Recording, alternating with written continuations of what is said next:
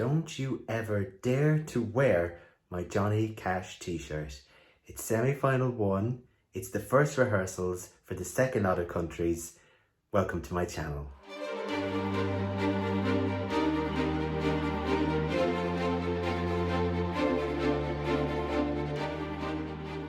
Hi again everyone, Will here, Eurovision online. Here we go on a Sunday with the rehearsal schedule from Rotterdam. Plenty of countries to get through today, so we best crack on straight away. And first up, it's Cyprus. Fuego, replay, El Diablo. Yes, Cyprus are back and they're trying that formula again with a female solo singer and a knockout performance. Of course, this song has been very popular in the fan community since it came out. Likenesses to Lady Gaga mentioned, but we're not going to go into that right now. This is a standalone song in a song contest. The performance begins with Elena Tsagkrinou lying across a red stage floor in her dripping silver costume. Very impactful opening to the song. She's then joined on stage by 4, I guess we'll call them demons, and they're wearing red catsuits and they have a red stripe down their forehead, all part of the theming going on with the song.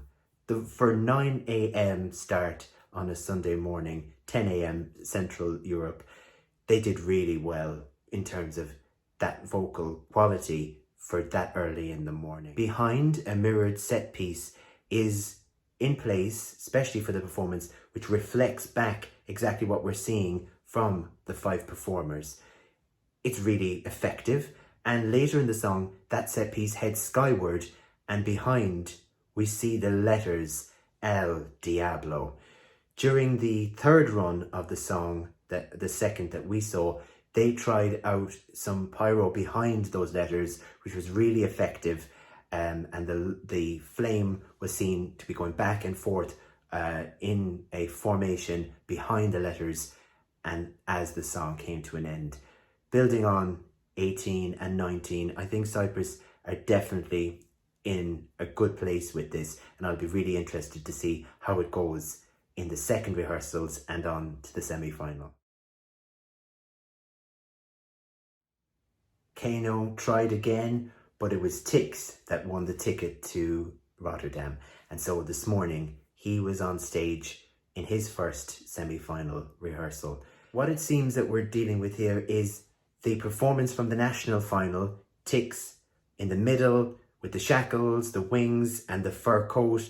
That's all been retained, as have his dark angels around him. Blues are used, backlighting is used to really enhance that silhouette of him with the wings on.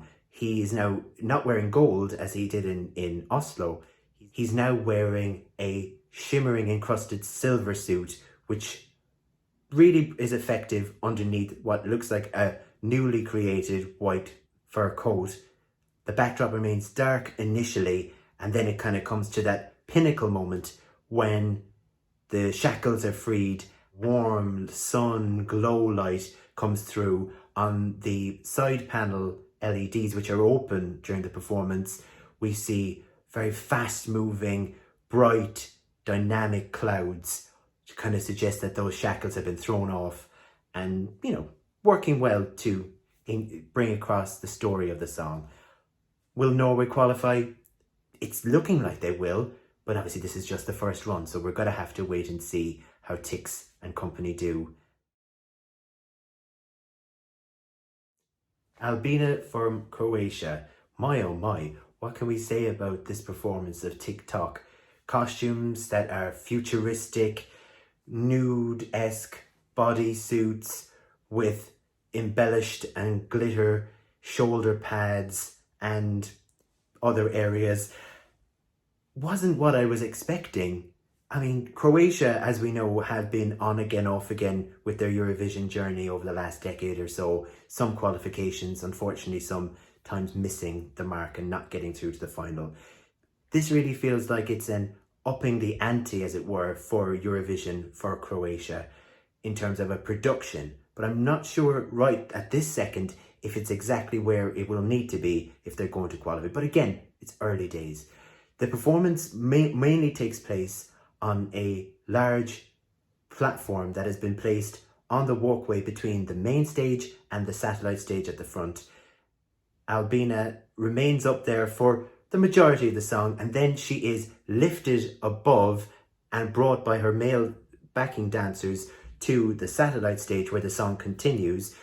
At one point, she's even multiplied, and there's 5 of her there. It's an effect that I really do like. The use of the backdrop, LED, dancing, and fancy. As for the vocals, well, this was an early Sunday morning performance, a first time on the stage. I don't think we need to really make any comments on those right now. It's early days. For Belgium, I haven't really got a lot to say other than wow, and yes, and professionals, and not a lot more really that they need to do. Spot on is what I'm going to say. Don't you ever dare to wear my Johnny Cash t-shirt. There's another comment. You've got Gic in the middle. You have 4 platforms, with 2 with the main members of the group and an additional drummer and backing vocalist with a tambourine. It looks like those platforms have a sort of velvet effect across them. Gic is in the middle, as I say, wearing a very understated but sparkly black dress. She has various camera movements that she has to follow, which she does really well as the Steadicam circles the performance space. I was blown away by it, I have to say. And it just looked like they didn't even have to make any effort. And this is what they were able to do on the performances that we saw. So good. Very pleased with Belgium. For Israel, it's Alene and the song Set Me Free, wearing a white dress and flanked by her backing dancers who are in white tops and something similar, kind of a silhouette of a kind of a rope or sequin across the front. Set Me Free is emblazoned across the back, and neon, pink neon and blue are big in this, similar to the way they were in the Croatian entry. As part of the use of neon, silhouettes of Eden are used on the transparent screen. So we see her silhouette in various poses, all kind of white outline as the performance goes on.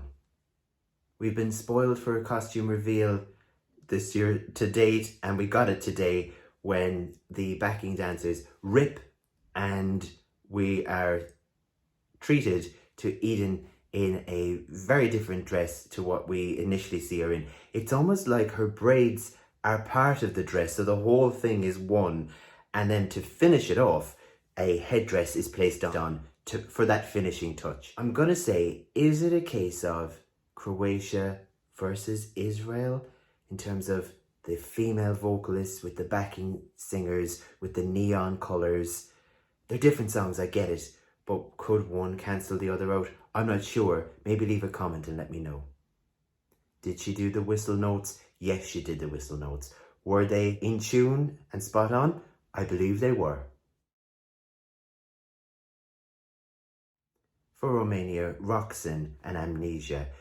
Unlike what we've seen so far, this is telling a story through a kind of an interpretive dance or an act. In a way that the others are complementary dancers, this one is more of a storyteller. It's about ROXEN and it's about that message of the song, how you're trying to fight your demons, you're trying to get away from a dark place, but they're haunting you and they're chasing you and they're after you effectively. During the performance, ROXEN moves from the main stage across the walkway onto the satellite stage, but she can't get away from her backing dance troupe who are acting it out, and there's a real emotional connection going on. It's very easy to understand exactly what they're trying to put across. With more rehearsals, I think this will come in line, and the best possible version of it is what we're going to hopefully get. Azerbaijan this year, from Cleopatra to Matahari, but we do hear about Cleopatra, of course, in this one. It's Efendi and her crew. possibly even taking some sort of an inspiration from the Pussycat Dolls for their outfits. It's all in keeping with the theme, of course. Throughout the performance, a golden sphere or orb is shown on the back of the stage. And at one point, there's even the image of a cobra inside it, kind of like ready to bite. This orb, later in the song, moves upward and it seems to kind of revolve and then it explodes. And what's left is the all-seeing eye. From their previous TV performance, there was a piece of choreography where Efendi and the backing dancers all leaned forward and put their heads on each other's backs, and that is included in this, as would have been expected. Of course, it's Azerbaijan, and there's always that sense of fire in their performances. Through that orb, even though there haven't been any pyro seen, there's still that kind of sense of fire. It's like Cleopatra. For Ukraine this year, Go A and SHUM. So this performance is mainly taking place on a large square platform that's in white, that has white abstract trees growing out of it. They're bare branches and they're white as well. So it's setting that scene. All of the male performers are wearing black and white. 2 dancers are involved and they're holding light halos, which are moved throughout the performance. For anyone who's heard this track, it's really catchy and it grows and grows and grows and gets faster as it goes along. The visuals up on the LED screen really complemented the performance. But I guess the main thing I need to talk about is Katerina's outfit. She's wearing black underneath. It might be a dress, it might be a sort of suit. But over the shoulders, she is wearing something that Jim Henson himself would be proud of. A green, furry, green bird, not big bird yellow, but green bird, which is so striking. And once you've seen it, you're not going to forget it. With that green, I guess you could call her a bird in a forest. After watching the second performance that was shown through the stream, it was as if you were watching the On the Night performance on the semi-final. That to me was how good it was. Very little really needs to be tidied up or changed. I can really see Ukraine qualifying. Malta, the last rehearsal of the day, the favourite to win the contest, and destined. She is wearing pink. She may be showing some skin, but that doesn't mean she's giving in. The song starts on the back of the stage on a raised platform that has what I would probably describe as a ballet bar at the back. Destiny is flanked by her backing dancers who are all wearing pink as well, and that bar is lit up and flashes. For the Je Ma Casse parts, the screen changes from dark or pink to a really bright, luminous yellow, a bit like the colour that was used for Michaela and Chameleon for Malta back in 2019, if anyone remembers that. It's really luminous and it's really striking. For the Je Ma Casse moments, the screen splits into 3 strips, akin to the lines of the Dutch flag, and on the top and the bottom, we've got the hands working of the backing dancers, and in the middle, we've got Destiny who's doing the moves, and she's singing and she's really smiling. During the first run that we were shown, it seemed like she was sort of just blocking through the moves. But in the second time, it seemed like there was much more energy given. She was really owning that stage. There's a moment when she has to walk from this raised platform down steps to the main stage. She's a bit hesitant at that moment, but I'm sure with some rehearsal, there shouldn't be any issue with that. All in all, she really was impressive. They've changed the ending so it ends on a high note, not on a low note, because in the track it comes down, but for this they're gonna take it up. For what was a first rehearsal, I think I can absolutely see why this is the favourite to win.